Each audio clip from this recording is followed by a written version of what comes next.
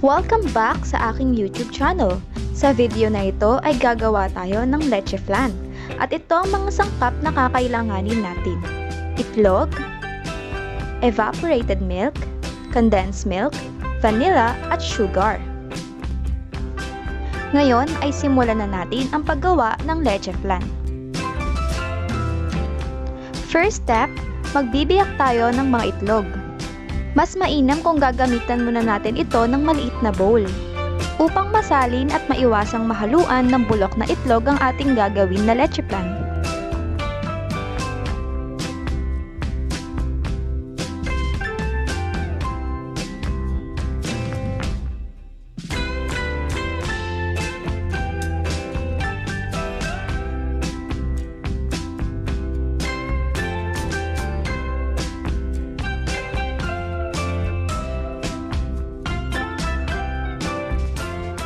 Next step, hahaluin natin ito ng dahan-dahan upang maiwasang magkaroon ito ng mga bula.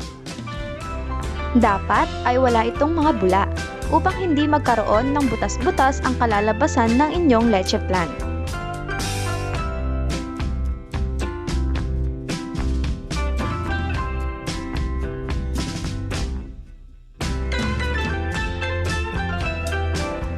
Next, haluan natin ng vanilla flavor.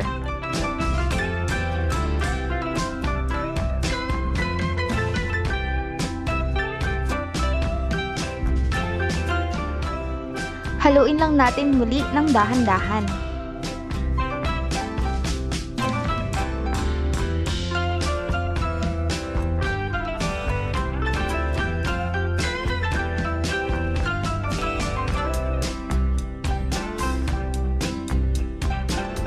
Next, ilalagay na natin ang ating evaporated milk.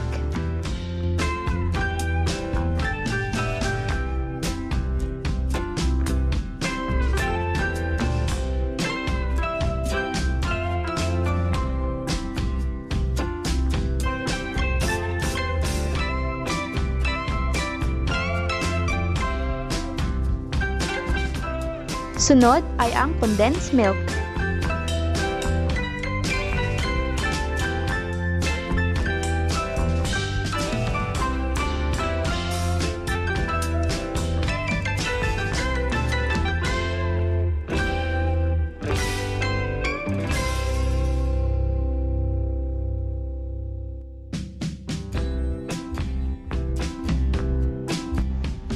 Haluin lang natin ito ng mabuti ng dahan-dahan.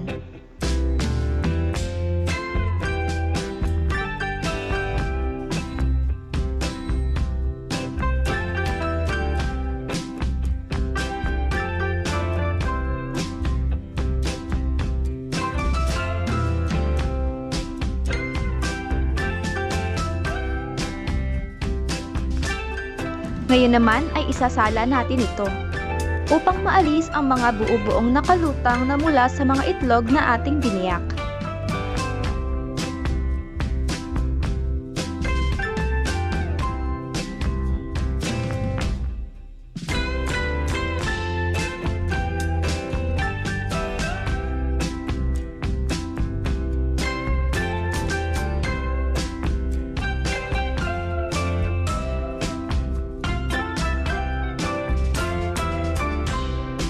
Ngayon ay kailangan natin ng danyera o kung ano mang panghulma ang gusto ninyong gamitin. Ngayon ay maglalagay tayo ng asukal depende kung gaano karami ang gusto nyong ilagay.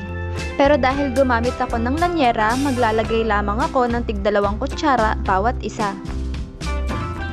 Gagamit pa ako na iba pang panghulma pero dahil mas maliliit ito, ay lalagyan ko lamang ito ng tig-1 kutsarang asukal bawat isa.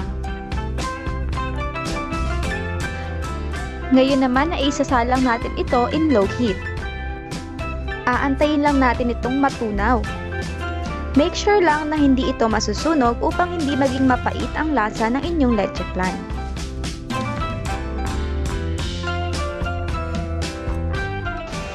Ngayon ay tunaw na ang asukal, pwede natin itong pantay-pantayin.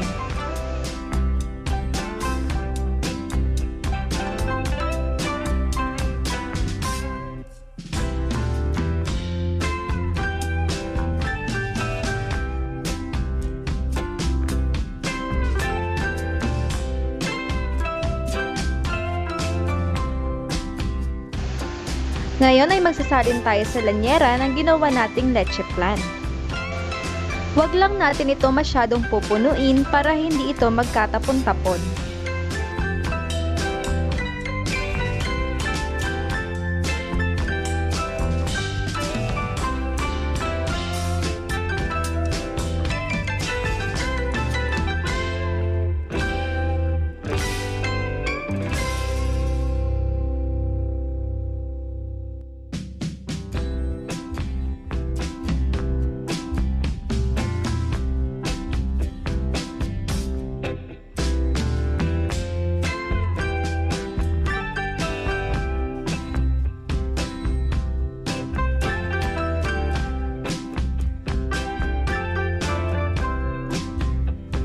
Ngayon ay kukuberan natin ito ng foil upang hindi malagyan ng tubig ang ating leche flan ng moist na galing sa kumukulong tubig.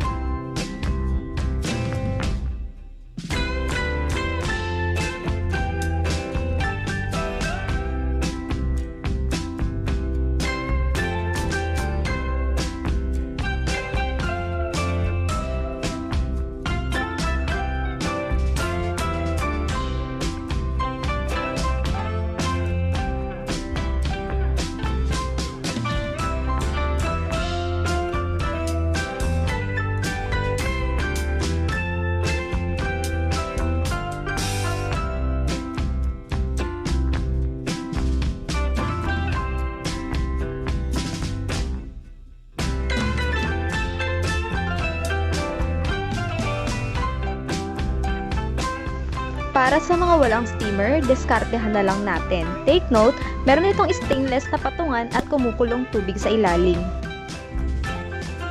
Check lang natin ito after 45 minutes.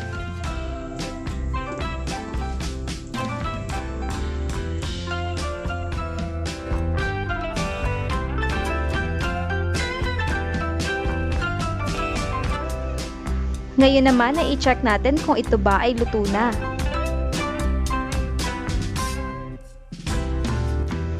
Sa pag-check nito, pwede kayong gumamit ng toothpick.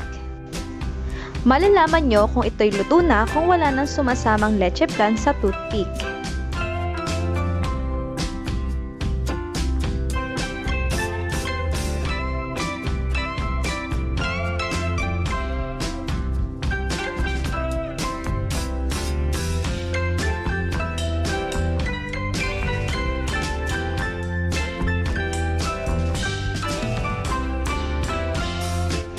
Ngayon ay luto na ito at pwede na itong i-serve.